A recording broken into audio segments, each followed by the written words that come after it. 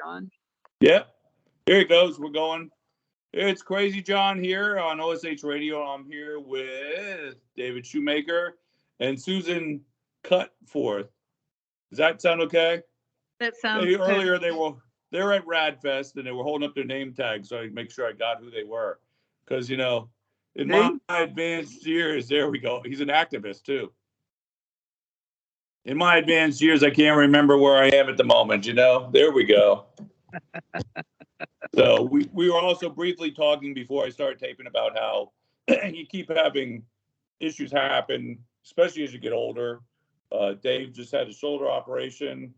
I've been fighting with losing eyesight on and off for the past 2 months. Yay. So it's just one thing after the other in life, it seems like. So the whole idea, John, is to get ahead of the curve, you know? I remember when the very first car I bought was kind of like an aged human body, right? There was always something going wrong with it.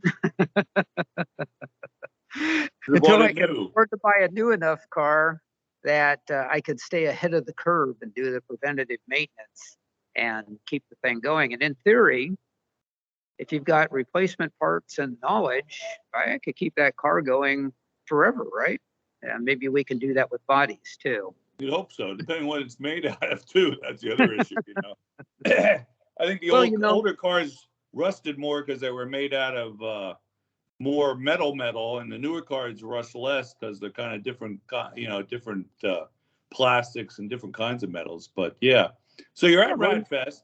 You said you're going to talk to us about what raadfest is and how it goes in different directions. And okay, so raadfest is the RAD Festival, and RAD is RAAD, and it stands for Revolution Against Aging and Death. So that gives you a little bit of an idea. So the super longevity community, folks that are obviously into radical life extension, transhumanists like Susan and myself and you show up at these events, along with political activists, which I'm a little bit of one of them too, and scientists and entrepreneurs and engineers. And it's really a broad spectrum conference on what the near and far future can be for humanity. But a lot of the emphasis this year has been on what's happening, say, in the rest of this decade by the time 2030 rolls around, and maybe a little bit into 2040. So when you think about that, you know, we're just a little more than 7 years away from the 2030s, and looking at the exponential advancement of technology in a number of different areas that we were exposed to. It's really interesting what they're doing today and what they project for the very near term, like next year, year following. And then there's commercial companies here that are taking scientific research along with investors and turning these into products. And they're talking about what kind of products may be available in the 2030s. And when they start talking about the 2040s, it sounds like a better plot than any of the sci-fi movies that I've seen, except these people are putting millions, if not billions of dollars into this. So they are serious. I mean, they're very serious about this. It's not sci-fi, not comic book stuff. So that's kind of what I like about raadfest. I'd like Susan to tell you a little bit about what she likes about raadfest. Well, that'd be great. Well, this year, the last raadfest that we had in person was in 2019, and of course COVID hit after that. So the next two raadfests in 2020 and 2021 were online. So this time we're here with people who we haven't seen for 3 years. So that's been one of the most exciting things for me, is reconnecting physically in person with people. It's like, oh, hi, hello, how are you? And, you know, big hug. And so that's been a reunion, I guess, of people from past raadfests. And of course, there's new people here as well too. So that was been the most exciting thing for me. And just on a general kind of thing, it's wonderful to be back in San Diego again. Yes. The Town and Country Hotel has been renovated, so there's all different new areas here. The rooms are nice, the food's nice. So for me, it's been a great break to get away from Phoenix, from all the heat, although it is cooling down now a bit. So on the social side of things, it's been really wonderful to be here, just to connect, just to get out of town, go somewhere different, and be amongst people who are focused on longevity and things that we can do for our bodies. So it's very exciting. We have both booked for next year. We want to come back and be here again and find out what the latest thing is. So I think you can probably talk more about. Oh, and also I met Grace the robot with Ben Gert. Well, I'll tell you, Susan, could you squeeze over a little bit more towards Dave? We're seeing Dave real good, but we're not seeing you as good. There you go. That's a little better. Okay. I don't want him to get all the limelight here, you know.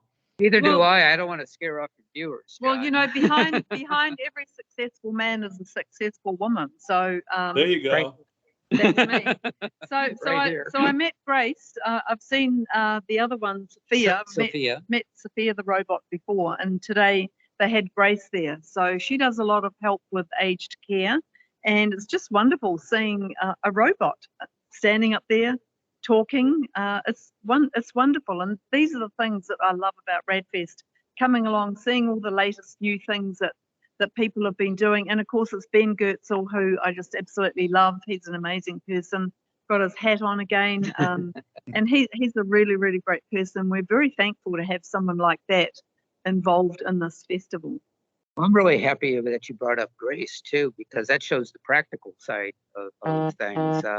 Sophia was a great demonstration of, facial features and mannerisms, the way she could talk and carry on a conversation. But Grace is actually part of a series of robots that are being tested for use in elder care facilities and are undergoing testing and evaluation right now to show that they can add to quality of life, cognitive response, and so forth, so that these robots are actually funded here in the near term and put into some of these elder care facilities. So seeing things that just a few years ago sounded like really cool for someday becoming today, that's really exciting. Yes, Yeah. absolutely. Earlier you were saying about, science fiction and comic books and stuff, but, a lot of times people have those ideas and that leads to it. My question is, I always push space stuff, and I still think going to space pushes technology that comes back and helps us in other ways. Anything there this year on anything possibly with that, the space program or anything that leads into longevity or health? Space is one of the things that really interests me too. And then another fellow that I work with in some of the work that I do, his name's Ed Hudgens. He's out of Washington, D.C., and he's a real live political activist that works with Congress to write bills and so forth. He's a huge space fan. So he's here, and we're all talking about the kind of things that we can do to make the human body, more resilient, whether that be here on Earth or in orbit. Because, in orbit, you lose muscle mass, in a micro-G environment, and then, radiation and so forth. And then from my transhumanist perspective, I see that if we can create products and so forth that really, really eliminate, say, like radiation burns here on the Earth, maybe because of global warming or however you want to look at that. That's also something that we take into space. So they're definitely linked, but there wasn't any direct panel or anything like that on that subject. But there's a lot of crossover, as I'm sure you can appreciate. Well, one of my concerns is always, the brain and circulation and getting oxygen stuff and the protection of that. I'm a recovering stroke person. Well, you would have liked this last panel that the chairman of the Transhumanist Party moderated, Gennady Stolyarov II, moderated this panel on just that sort of thing. So one of the presenters was on human brain implants, and another one was on human brain, what would you call it? Rebuilding, right?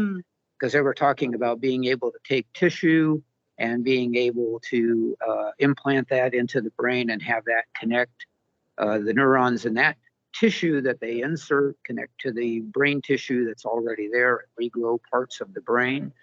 And some of that sounds like that's coming along pretty fast. And there was another fellow that was here on that same panel that was talking about using nanotechnology to fine tune that process.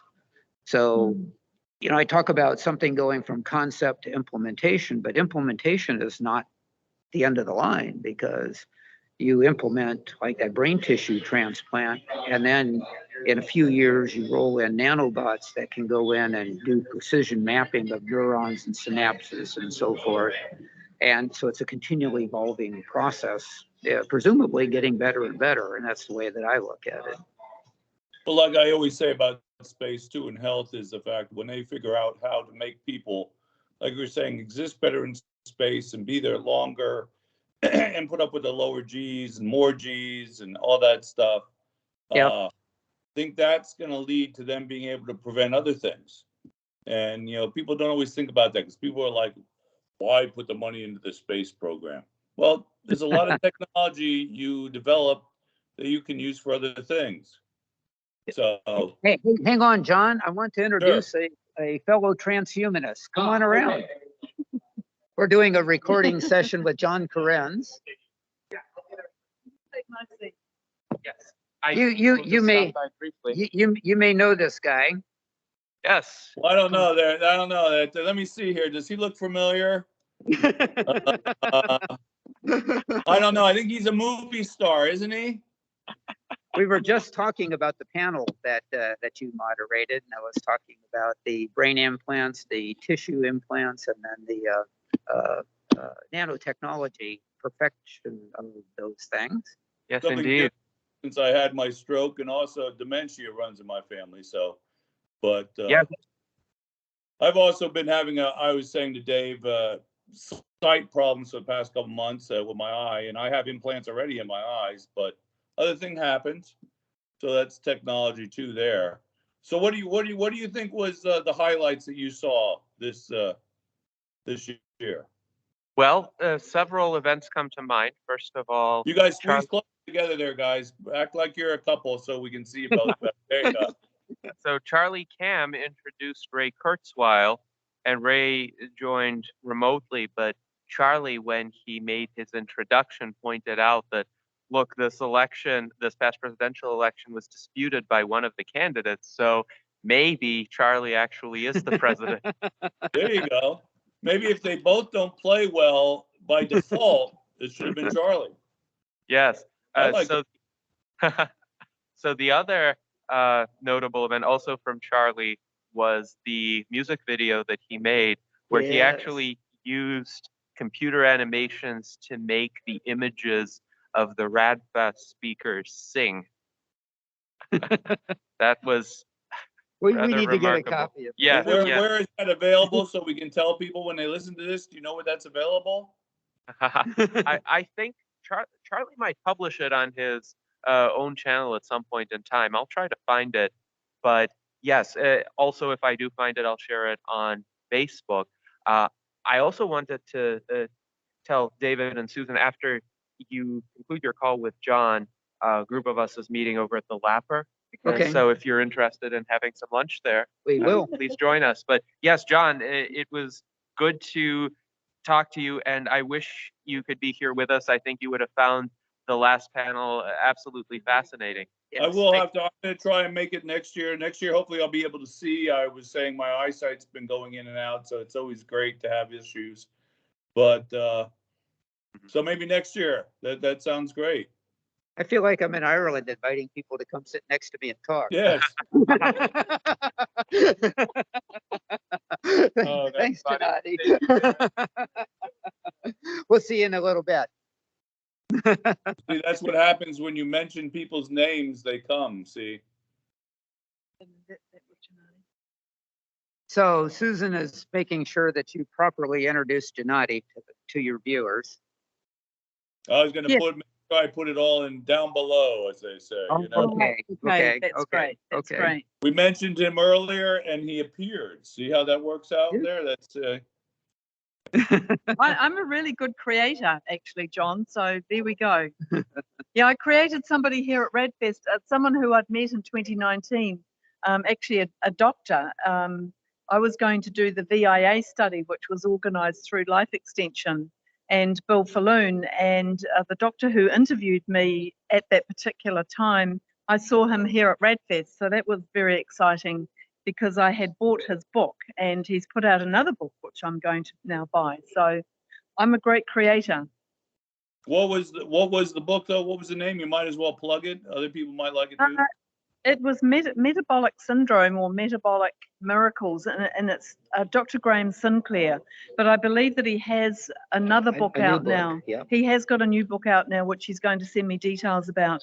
But he talks about low carb diet or low carb eating plan, not eating sugar, Intermittent fasting. And I've just recently gone on a ketogenic eating plan to get my A1C down, which I've got it down successfully, back down to 5.4.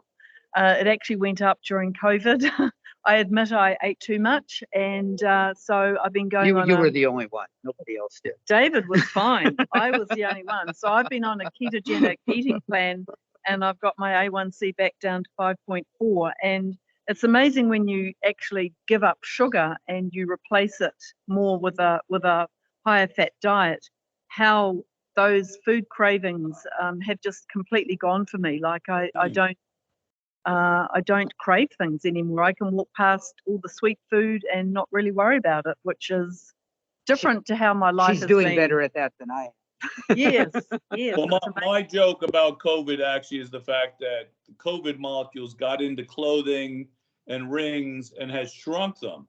That it's not really that we all got larger during COVID. That that must have been what happened. Because they blame COVID for all sorts of things. We might as well blame them for that too. But indirectly, that's kind of true. But that's good information though, because I know my son has done some of the ketone stuff, and has enjoyed it and lost some weight also. So. Yes, so I got into the VIA study basically through raadfest. One of the raadfests, they were starting this particular study, gathering information, and so I was going to join the study, which has just been put on hold. So when you come to raadfest, and particularly going into Rad City, there's an amazing selection of therapies you can choose to do, information you can get. So anybody who's considering going to raadfest, I'd really encourage you to come. Point. It's more than just the lectures and so forth. Yeah, they have what they call Rad City, and there's a huge amount. The best thing is for people to go onto the Radfest website, which is radfest.com, and take a look, and you can see. I'll put all that down below, like they say, so people can access it.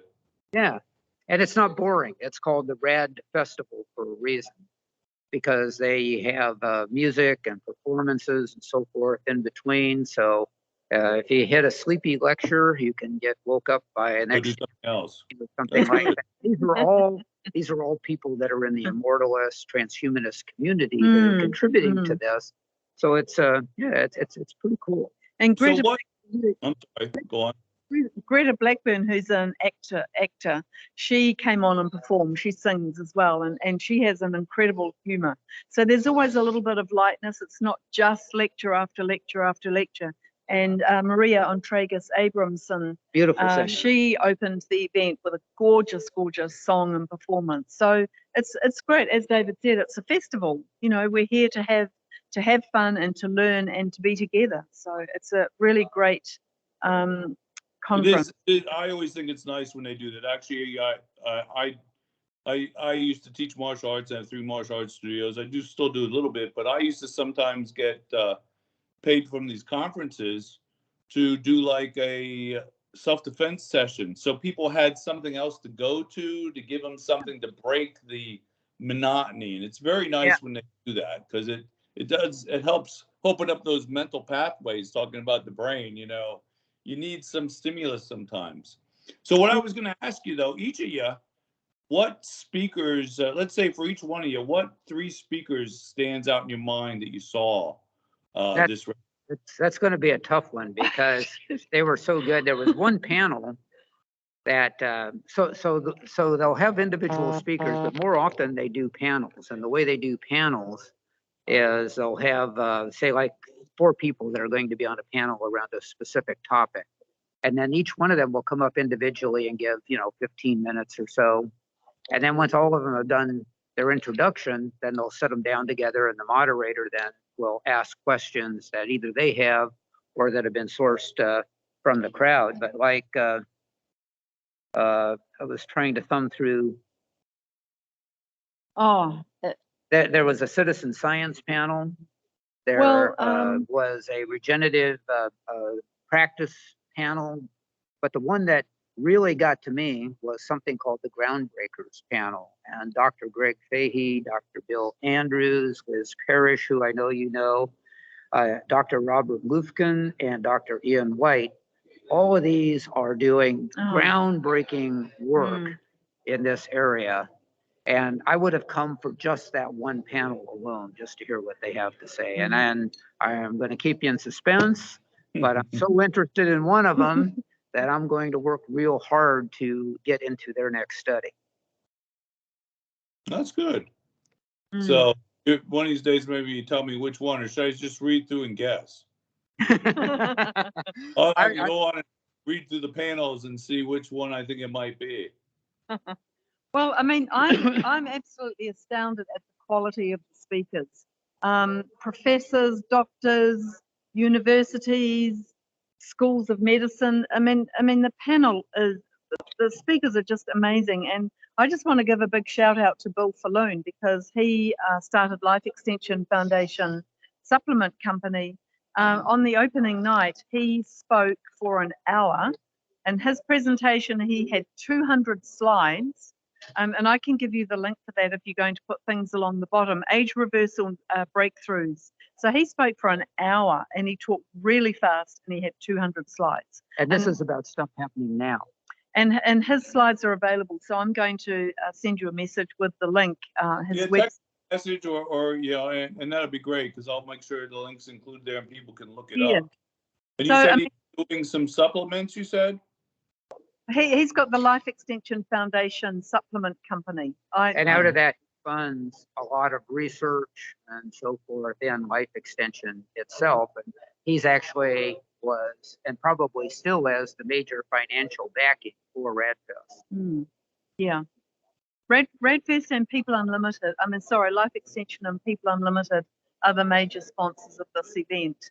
So he was amazing. And the other person who I just loved listening to is Dr. Greg Fahey, and he does his Trimex trial, rejuvenating the thymus. And he's been at raadfest every single year. And so every year he comes along, he talks about the trial that he's done, and he is rejuvenating himself in front of our eyes. Like he's taking his own treatment, and he's amazing. He looks younger. Every time I see him, he looks younger. So that's another thing I would like to do in the future. Susan may have helped you guess which doctor's trials I'm trying to get involved in. I'm very impressed with what he's doing. I thought you looked young as it is. I didn't think you need that, Dave. How young do you already look 18, Dave? How young do you want to look? Too young to make you go to school again. You know what I mean? Well, maybe that's happening anyway. Well, I think school is an ongoing process. I don't think we should ever stop learning, Exactly. That's the way I feel too. Another two of my favorites are Dr. Bill Andrews. He's got Sierra Sciences, and he's very passionate about lengthening the telomeres for longevity. And then, of course, we've got Liz Parrish from BioViva. She has had gene therapy herself. And so she was talking about that and all the things that she's developing as well. And she's amazing. So those Bill and Liz are my favorites as well too. So I always like hearing the latest things that they're doing. So how many days was it this year? I forget how many days it goes on for. It was Thursday through today. We came in on Wednesday, and we're leaving and going back on Monday. But everything's concluded now. The vendor area is still open, but a lot of people are starting to fly out today. We always like to wait and go the next day when it's a little less stressful. You live in a beautiful area, though. I like Phoenix out there. That's a nice area too. I think there's a lot of people that feel good living in Phoenix. You know what I mean? I know you said you wanted to get away from the heat. I had just been down in Florida last last week, the week before, and I tell you, it was in the mid 90s and humid. I've come out to visit you, and it's not the humidity though, you know. Well, San Diego was more humid than Phoenix, and I'm actually really enjoying it. That it would be nothing like Florida, I would imagine. So Next year it'll be up in the LA area, actually in Anaheim to be specific. So you can always come and spend an extra day or two and go to Disneyland. Yeah, I've never been to that Disney. I've been out to. I used to go to LA every year to speak at music conferences, and I never went to the Disney or Universal there. And it's feel like, why not? So I would like to see what they look like compared to the Florida ones, you know. But so what else have you guys been up to? I mean, you guys are at raadfest. What else have you been up to, Dave? Or Susan, what other things have you might be pursuing in the life extension thing on your own? How is the Phoenix branch of the organization doing? Well, the Phoenix branch has been sequestered, like much has been done during COVID, and so I've started to come back into that. But probably the biggest thing that we did is Alcor. Both Susan and I are signed up for Cryonics, and we're signed up with Cryonics to Alcor, and they had their 50th anniversary celebration here not too Well, that's long. nice.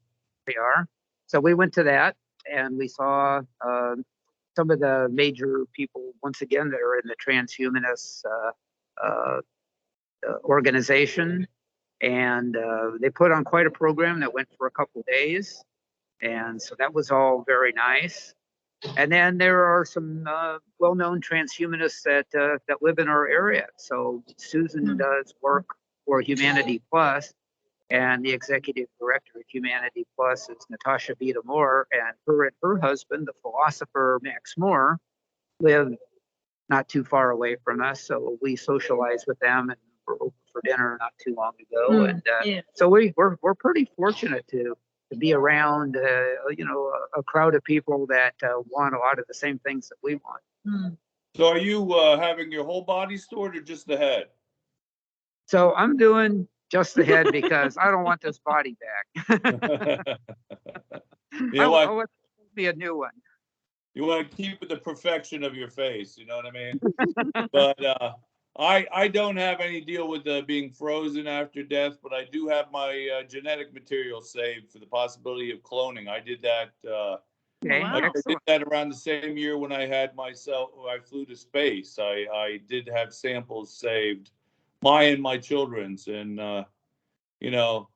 that's a good idea. Yeah, definitely. We'll see.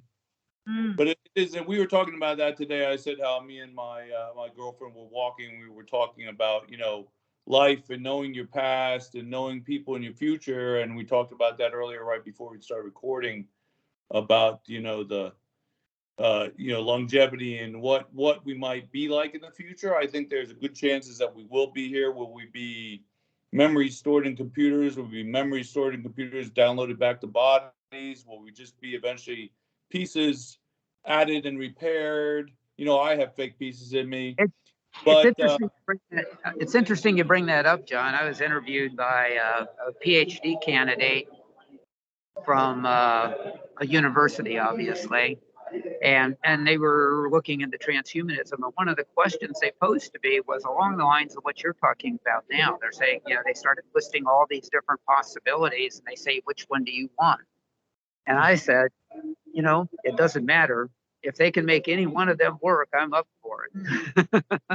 Good point. But the other thing the other thing I had said to her was about the cloning thing. That place wanted me to include pictures and stuff because there is that possibility where they're not sure what memories might also be stored in us, in our genetics. Because some memories that they know of animals are genetically passed on.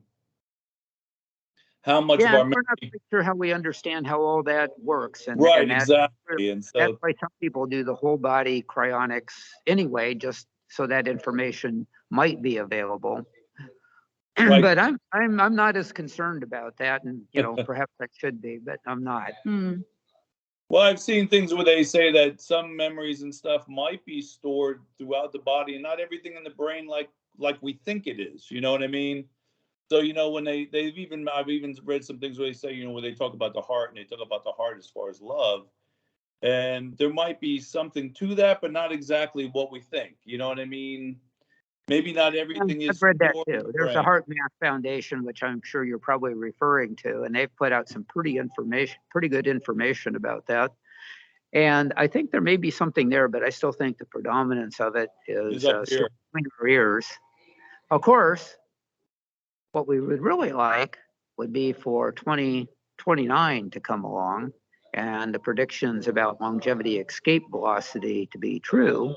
And I would like nothing more than to take my cryonics, which is funded by life insurance, and not have to use it for cryonics and be able to repurpose it for something else. So maybe I can come up with a win-win. I would like, I don't remember. Do you have any fake parts in you there, Dave? I don't remember if you do. What was that? Do you have any fake parts in you, Dave? I don't remember if you do.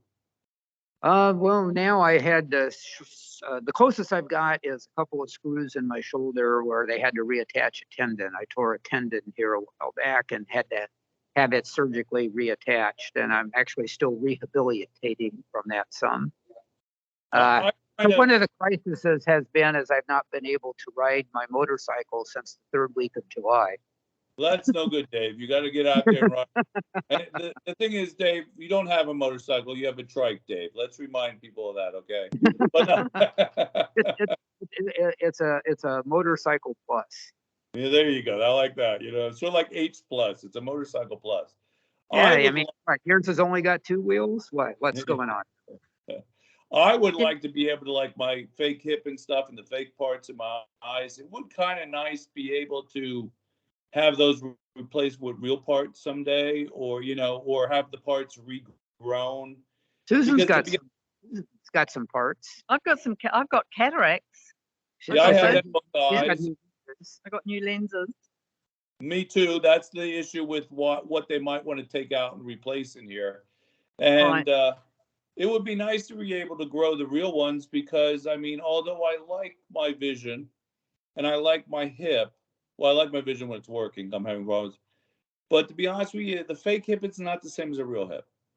And I had more abilities with the real hip than the fake hip. And you know, my eyes are set. I do the monovision. I have distance and reading, which lets me not wear glasses, but still it's not the same vision.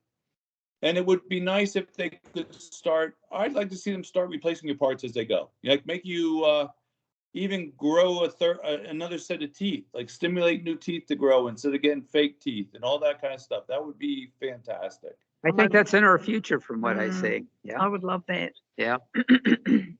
So yeah, I'm just rambling about things that'd be nice to me, and you know, it's just one of the panels was about rejuvenation, doing that, regrowing parts and so forth. Yeah. Yes, it was. Real parts, not fake parts, but real parts. Like I even said earlier about downloading your memory, and eventually maybe putting it into a new body. Is that? I'm not sure that's exactly you, but it is you. I mean, what's you and what's not you? It goes back to that story. Remember, they talk about the boat. And there's some boat that's been in one country, Navy, and they've been replacing it. It's like very old, but is it the same boat? Yeah, is it or isn't it? You know. Here's how I look at that thing. So, because I've had people ask that, they say, "Well, the cryonics thing, you know, what if you know, you die and then you're gone, and then they bring somebody back that's got all your memories, and they give you a body that's you know, like the one that you had. Is that really you?" And my answer was, if I think it's me, that's good enough.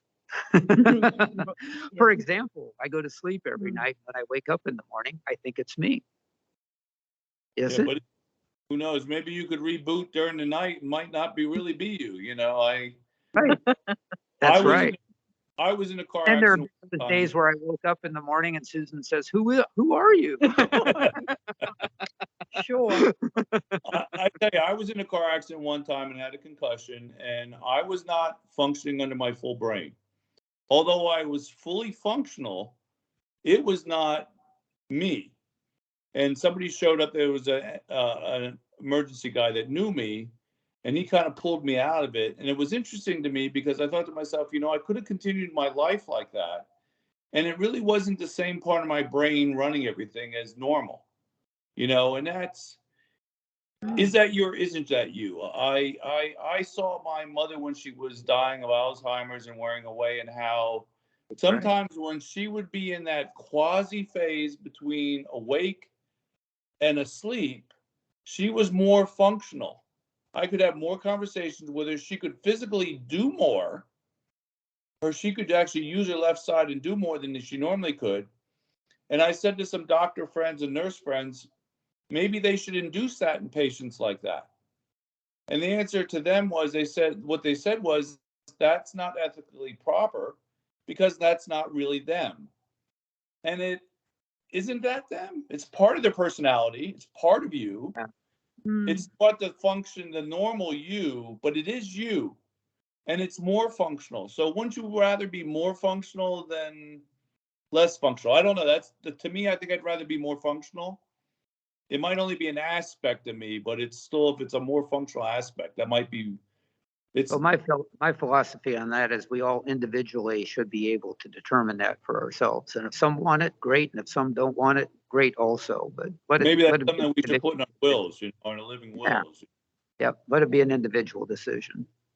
Well, I was going to tell you what, I'll let you guys get to eating with Gennady. I know he invited you over there. It's been great talking to you guys. It's always great talking to you guys. Last time I saw you and talked to you was in Phoenix itself. That's right. Lovely Susan that time. And my sister was with me, and she still talks about how she enjoyed meeting you, Dave. And you're one of the favorite friends of mine. Same, I did as well. Of course, I don't let my sister out of the basement too often, but when I do, she really liked you, Dave. I'm just going to add one more thing before we go. The next raadfest is July the 12th to the 14th of 2023. And it's going to be in Anaheim. So just to put that for those who are interested in their diary, and you'll be putting the link to the coalition website, and people can look on and register for that. And you can link my contact information too if anybody wants to know about raadfest, and I'd be happy to talk to them about it. I'm not on the board of raadfest. I don't have any monetary connection with them. I just really like the work that they do. Well, thank you both, and I know from years of dealing with you guys that it's a great place. I got to make it there myself. Sorry I haven't yet, but I'm going to soon, as long as I can see where I'm going. Whoa. Seeing or not, never stopped me before, so it doesn't matter. You know what I mean? Yep. But thank you both for being with me, and thank Gennady for making his a cameo appearance. We'll call that. That's great. And you and as guys we say, go, live long and prosper. live long and prosper. And you guys have a great lunch. And thanks again. Thank you, John. Nice to see you. Bye now. Bye.